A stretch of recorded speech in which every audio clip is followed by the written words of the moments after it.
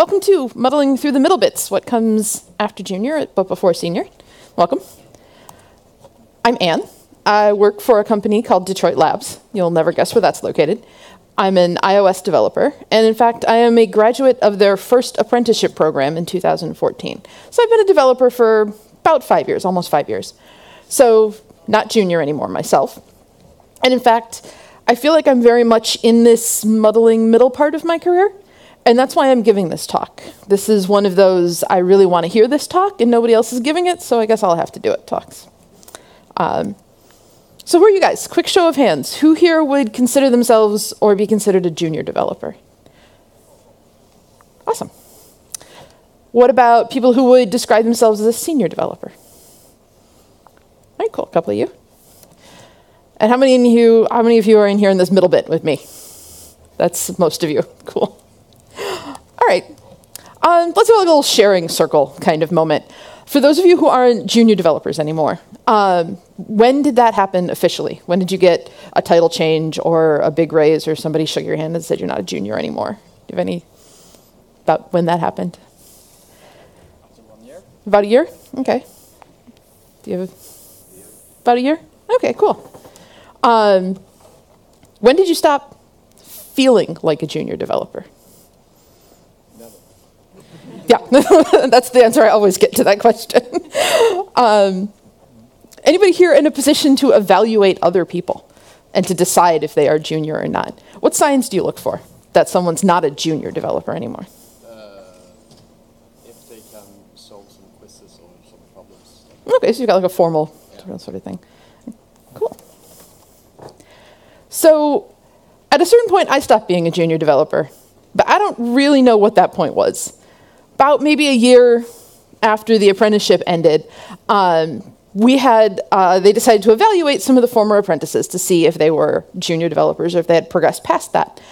And the process, to me, was that I met with one of our senior developers 3 times. We mostly talked about pie recipes. I'm guessing he got feedback from some of my colleagues on the project team I was working on. And then one day, an email went out to the whole company that said, "Great news, Anne is not a junior developer anymore," which is fantastic, and I immediately asked for a raise. But I didn't know what criteria were being used. I didn't know what I was being judged on, and I still really felt like I didn't know what I was doing and that I was in constant danger of setting the entire code base on fire. And I didn't really have any moment, looking back, where I can feel like I crossed that threshold until maybe over a year even after that, where I was like, all right, I guess I have to accept that I'm not a junior developer anymore. I don't even know what that means. So, like I said, this is one of those, fine, I'll do it myself kind of talks. I have some advice that it's a talk full of advice that I've had a hard time finding. And I've been to a lot of great talks on how to be a good junior developer, and some really good talks on the struggles of a senior developer, but not a whole lot bridging the gap in between the two. So I'm going to try and do that, or at least brainstorm on that for you guys today. We do a quarterly engagement survey at Detroit Labs. We ask a bunch of questions of people all across the company, and we've started to notice something really interesting. After about 1 or 2 years of experience, general happiness decreases. The feeling that somebody else at the company cares about your success drops off as well. This one was even bigger than the general happiness drop-off. And then things really dropped the most when we asked, at about this time period, when we asked about being rewarded and recognized. And we're trying to figure out what that was about. And we looked at, this correlates pretty strongly with early mid-career devs, the people who are just out of junior devhood. And the other thing we saw is this isn't a cliff. There isn't something about Detroit Labs that after a year or two you start to just hate it there. It's a U-shape. These numbers dip, and then we look at people who are senior or closer to being senior, they come up again, pretty steeply actually. And I figure that's a clue, that we see this fall and then it starts to climb again. So what does your career progression look like in tech generally?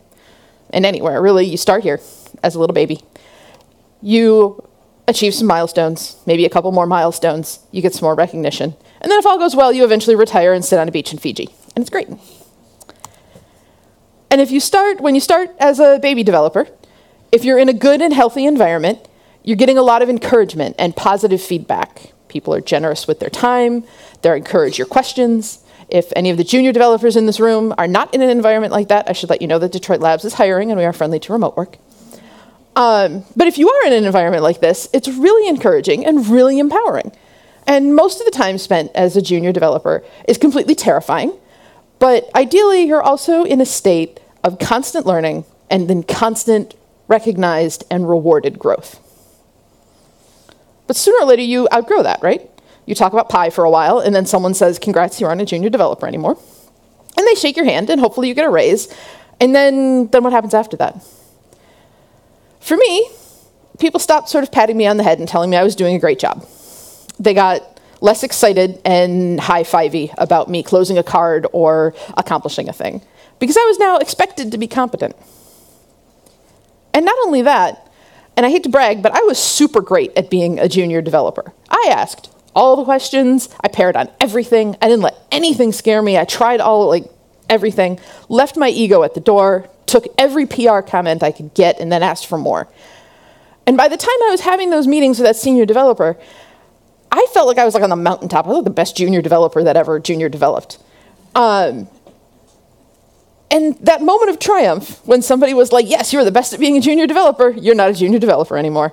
I went from being not entirely terrible, which is great news, to not entirely terrible, but everybody around you is competent, so step it up a little. It was like going from the top of one mountain to the bottom of the next one. That was a little disheartening, actually. Also, I like to pay attention to words, the words that we choose, how we use them, the implications, connotations of things, and why some people get called strong and other people get called pushy in the same circumstance, that kind of thing. And I noticed really early on that we have this sort of catchy and descriptive and sort of universally agreed upon name for people who are at the start of their careers, who are mostly learning. And we have another one for well-established people that we expect can have sort of a deep well of experience and hopefully wisdom to draw on. But we don't have a great term for the space in between. And for those of us who aren't junior and aren't senior, we're kind of defined by negative space. We're defined by what we're not instead of what we are. Quick question. Does anybody have at their company or just in their sort of personal language a good title or term for people in this space? I hear individual contributor sometimes, but I don't really like that because software is collaborative.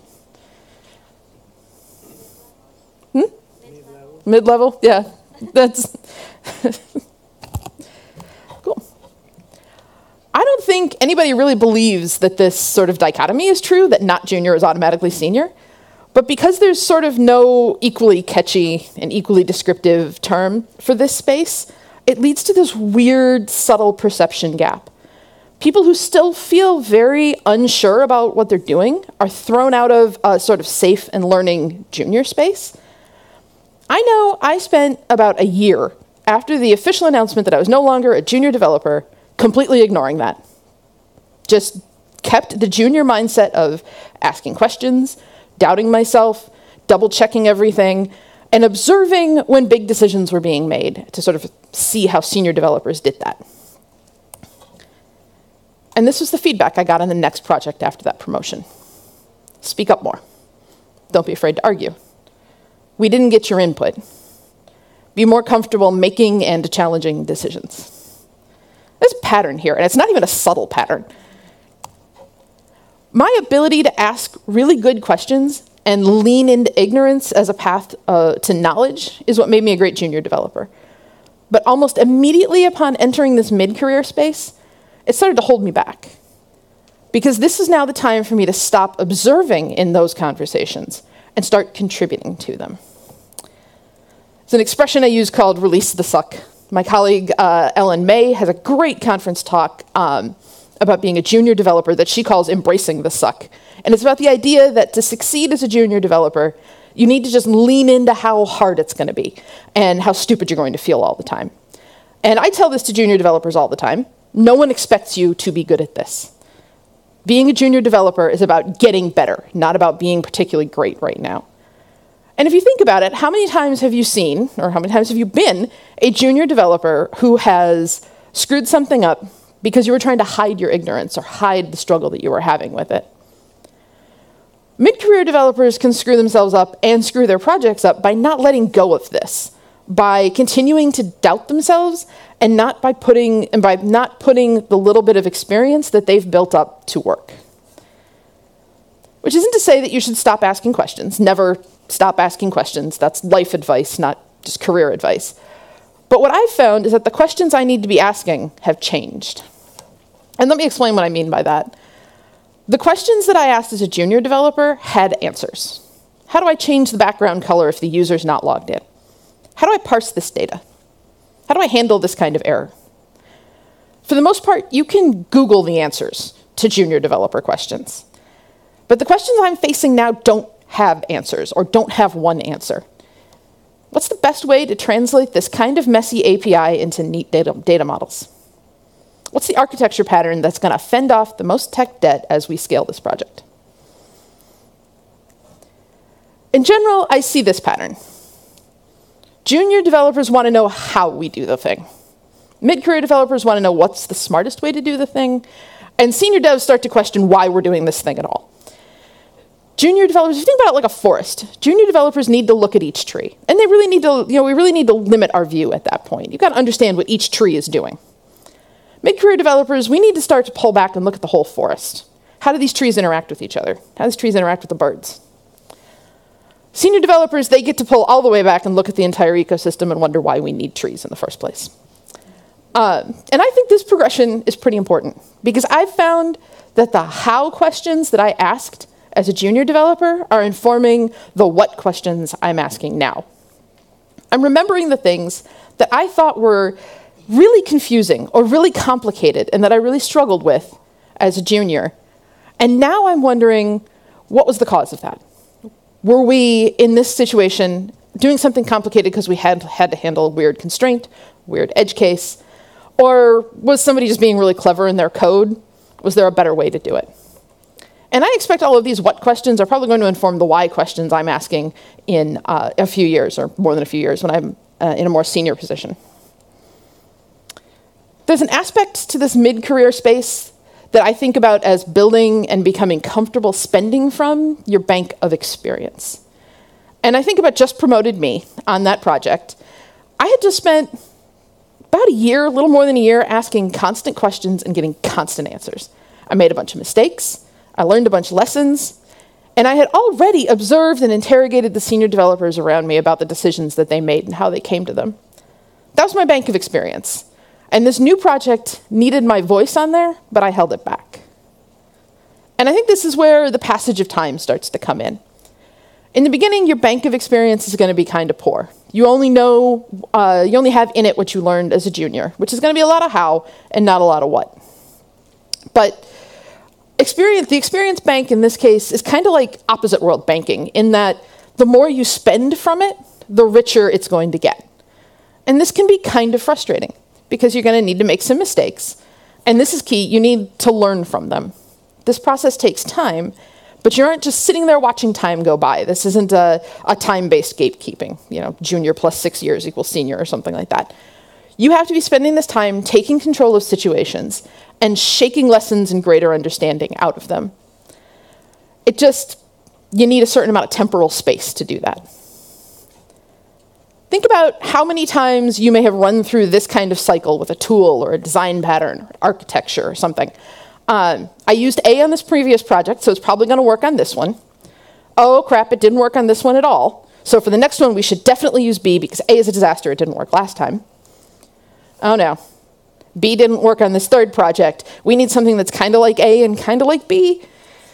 All right, sometimes A works, sometimes B works. It depends. That's all cash in your bank of experience. Hopefully, if you're being thoughtful and paying attention in each of these cases where something didn't work, you'll realize when A works better and when B works better, vice versa. And sometimes someone's going to come up to you and say, all right, we need to use either this tool or that tool, And you're going to know that the answer to that question is always going to be, it depends.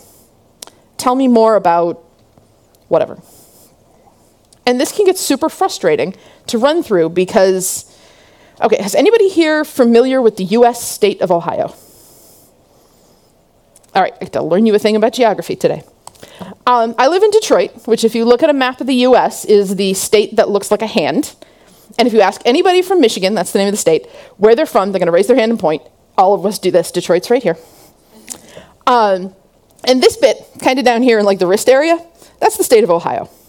There's a bit of a rivalry between the two states. We actually once fought a war, not the whole Civil War, but like just between the two of us, about a strip of land until the feds came in and was like, stop shooting each other. It's not how we handle things anymore. Anyway, I'm from Michigan. We get to make fun of Ohio for a little bit. The major freeways driving through Ohio, whether you're going east or west or north and south, go through farm country.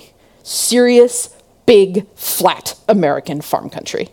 And it's really frustrating to do because you drive for a while and you see a field with some wheat in it and a tractor over there and like 3 cows over here. Then you drive for another hour and you look out the window and there's a field with some wheat in it and maybe there's like 5 cows and there's, you know, a tractor.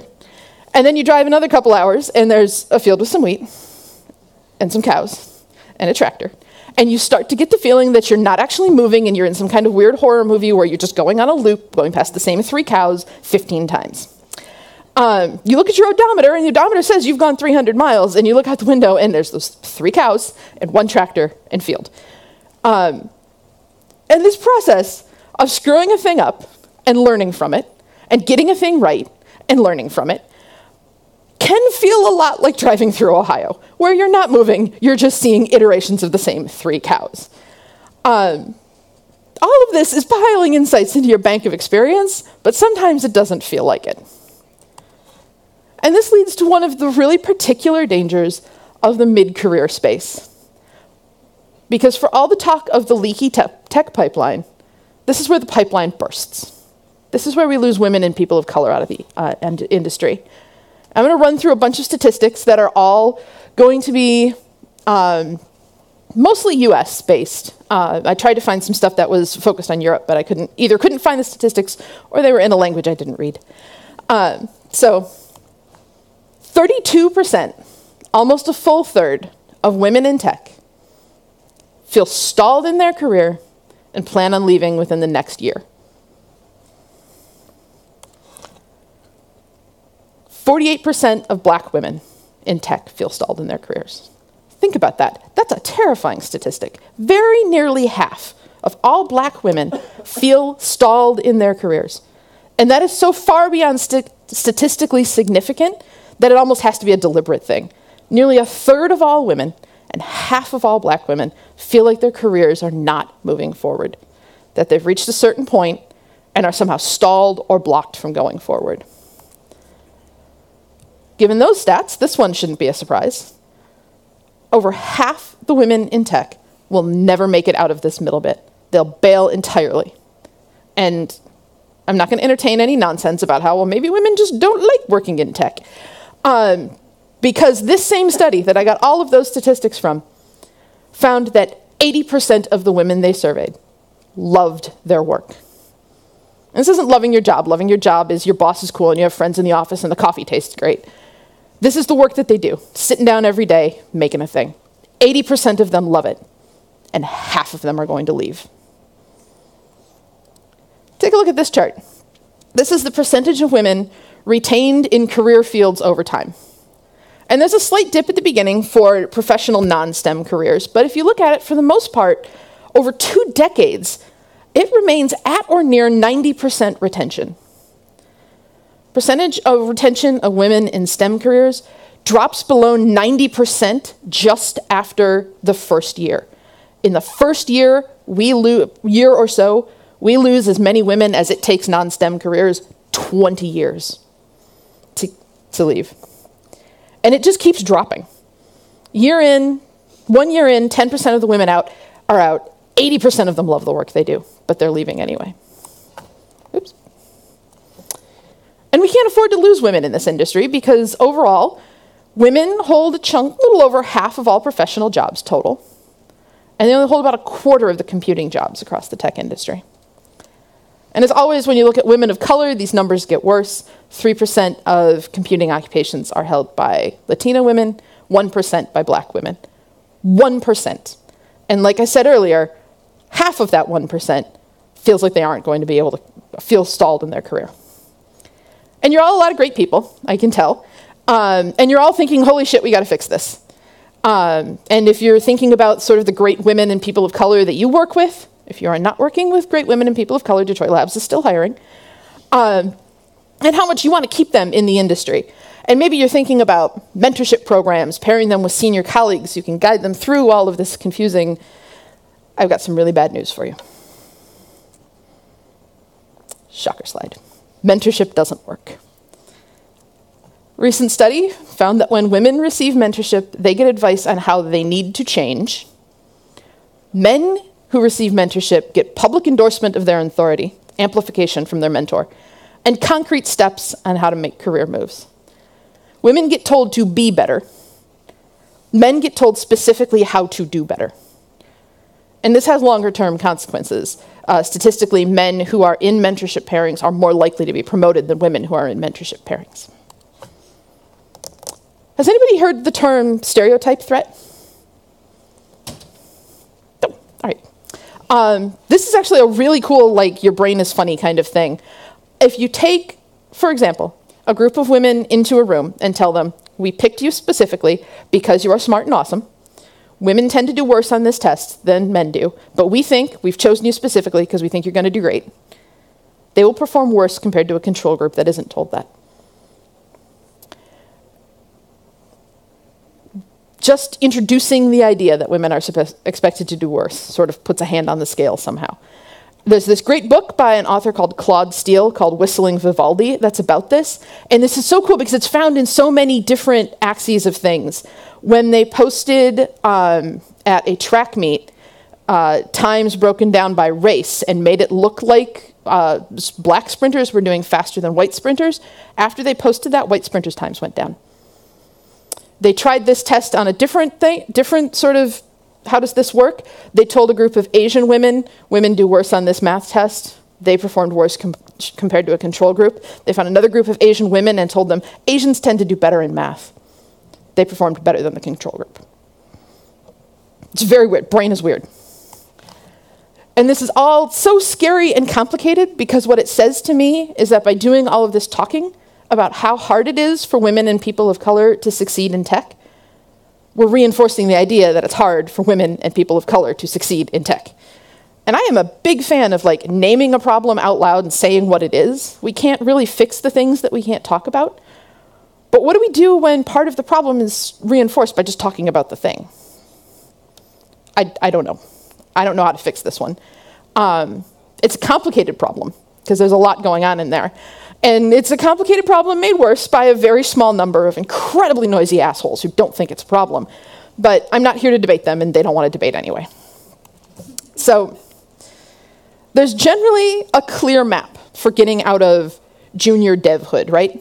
Like it might be universal. There's a couple of them, but they exist. I remember reading some very great articles about the 10 things a junior iOS developer needs to know. And it was all like solid, great, concrete stuff. Core location, protocols, testing, a lot of Googleable how stuff, including some really fantastic tutorials on those things. But now I feel like I've got this forest of infinite possibilities to find my way through. And that's kind of scary and kind of hard. And I know I can't do it without support.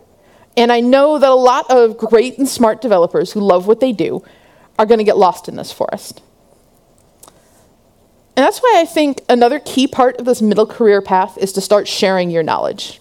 Like the bank of experience that grows when you spend from it, I'm finding my way forward by guiding others. This is the time, now that I know some stuff, that I need to cement that learning by sharing it with other people. And there's a lot of ways to do this. You can do this kind of thing where it's not as scary as it looks to stand up and talk in front of people. And I promise you, you have a local meetup, and I promise you that local meetup is desperate for speakers. You can start writing. If your company has a blog, I also promise you your marketing person wants you to write an article for it. You can start mentoring. Find a junior developer in your office or in the community that could use a little guidance and work with them. Or if talking to other people is scary, I got bad news for you about the tech industry, but you can also start looking at the open source community. There's a million projects out there building the tools that we all use every day that could use your help. Junior devs, I think, need to build trust in others. They need to convince their team that they can be relied upon to complete their tasks, to raise questions when necessary, and not hold up or disrupt progress, and to make progress themselves. Middle career devs, I think we need to start building trust in ourselves. And I mention this here because this sharing of knowledge I was talking about a minute ago, that's part of how we can build this self-confidence, this trust in ourselves. Earlier this year, I was at another conference and I gave a workshop on building an augmented reality app. I'm actually doing that workshop this afternoon. You should come on down, it'll be fun. And afterwards, in a conversation with someone else, they referred to me as an AR expert, which I actually laughed at when they said. And I was telling another friend of mine about that and was like, this is ridiculous, thinks I'm an AR expert. And she reminded me that an expert is one who has expertise. And I'm not, and will never be, the world's greatest source of knowledge on all things augmented reality. But I have enough expertise that I could walk a room full of 40 random beginners into making their own augmented reality app. Sometimes you have to do the thing before you can believe that you can do the thing. And not believing you can do the thing can hold you back. You won't speak up, you won't help anyone else grow, and maybe you'll just decide, F it, and leave the industry entirely. When I was just a wee baby developer, back in, I went to one of those coding boot camps, one of our instructors told us that there were 2 ways to have 10 years of experience. One is by learning and growing, tackling new challenges, and one is by doing the same stuff over and over again, maybe getting slightly better at it, maybe learning how to do it a little bit faster. And for a long time, that didn't make any sense to me, because it seemed like every day I had new questions, every day I would learn something new, and I couldn't imagine not doing that.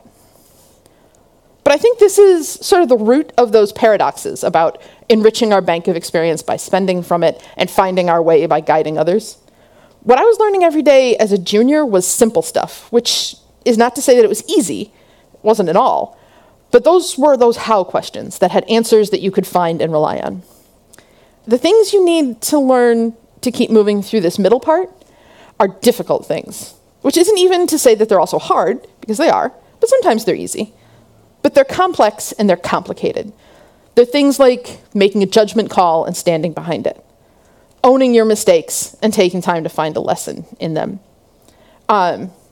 speaking up and speaking with confidence, putting your knowledge on display, teaching others the things that you've learned, building the tools that our community uses. So, how do we do this? How do we muddle through this middle bit and make it sort of unscathed and smarter to the senior end of the spectrum, a little closer to that beach in Fiji? I think we've got to release the suck. We've got to get out of learning mode and into doing mode. We have to change and expand the questions that we ask each day, and we need to get comfortable with ambiguous and sometimes contradictory answers. We need to build that bank of experience by making decisions, learning from them, even the right ones. I think sometimes we put so much emphasis on being reflective about mistakes that we don't spend enough time really thinking about why and how we make the right call sometimes. We gotta just drive through Ohio, unfortunately, and learn to see the signs that you're making progress, even when it's incremental progress, even when they're kind of hard to see. And you need to make sure that your work through this forest of the middle career is helping other people progress as well. But what do I know? I'm kind of right here in the middle of things myself. And most of this is just reflection, guesses, some research, conversations with senior people who've made this journey. But it can be hard to see the path clearly when you're still on it. And I'm interested in what the view looks like from your spot on this journey, whether you're at the beginning of it, or whether you've climbed this mountain and are working up on the next one, or whether you're sort of flailing around somewhere in the middle with me. I'm north of normal on just about everything you can have a username on, so please share your thoughts with me. I'm giving this talk in a few other places this year, so if you have any feedback specifically about the talk, I'd like to hear it. Like I said, I'm in the middle bit of my career right now, so those of you who are further ahead than me, if you have any thoughts on how to navigate this forest, I'd really like to hear them. And I think I have time for a few questions. Anybody's? Okay. What you got? The mentorship that didn't work. If mentorship doesn't work, I'm assuming that the mentor is usually a guy, and that might be totally wrong. The question is, do you think, or is there any study on mentorship just between two women? I don't know if there's any studies specifically about that. I think the key to unlocking that one is being reflective about how you're mentoring people. That bit about how women get told how to change themselves, men get told do this specific thing and this specific thing, and then in front of the boss, the mentor says, Joe did this specific thing. Isn't that great? I think if you find yourself in a position where you're mentoring a woman, make sure that what you're telling her is do this specific thing.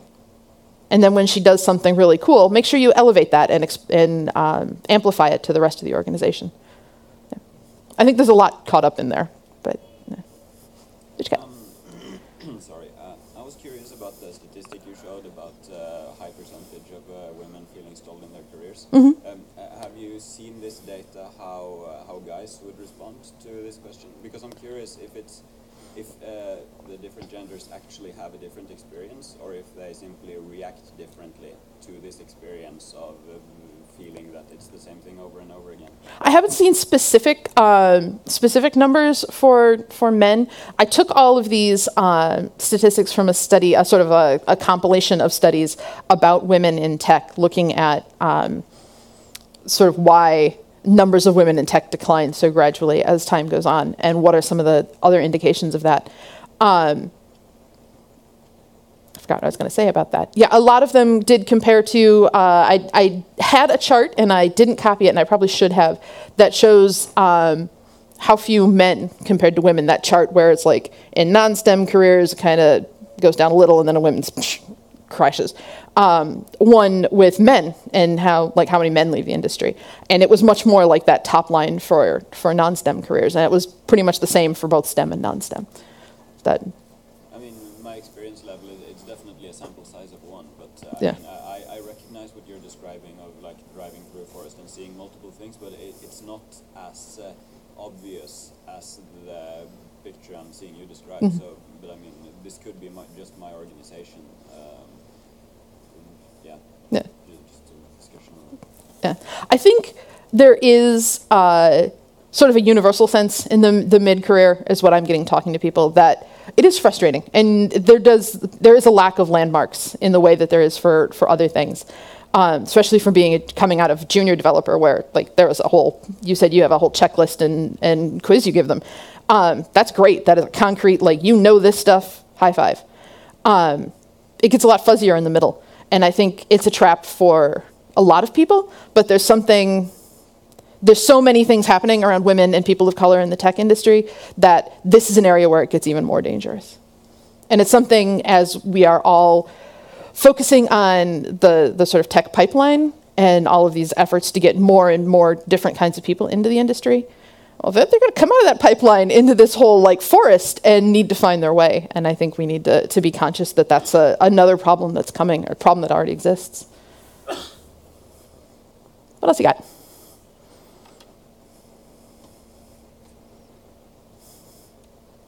I can do another. Sure. I mean, when you're talking about the mid-level, what happens in the mid-level of your career, my experience above the junior level is that there's more interpersonal things, that is more about how is the team working together, how are you communicating with domain experts, and so on. Yep. So, anecdotally, again, when I've felt I've moved out of junior, it's like moving out of solving very specific technical tasks, but solving specific technical tasks in a context. Yeah. I would think if I'd been stuck still focusing exclusively on technical tasks that others have defined, this would feel quite oppressive at this stage. Yeah. Yeah, you already know how to do the things. Now it's taking that knowledge and using it to inform a decision. That's key. Yeah, the most terrifying thing about not being a junior developer is the moment they let you talk to a client You're like, oh God, no. I still have to, if I'm sending an email to the client, make 3 people read it before they send it out. Before I send it out, just like, this is right? Like, of course it's right. You spent 3 days working on this. I'm like, I know, but I need you to look at it. Cool. Well, thanks for coming. I hope you guys have enjoyed the rest of the conference. And like I said, I'll be doing a workshop on augmented reality if you want to do some fun stuff this afternoon. Come check it out. Thanks a lot.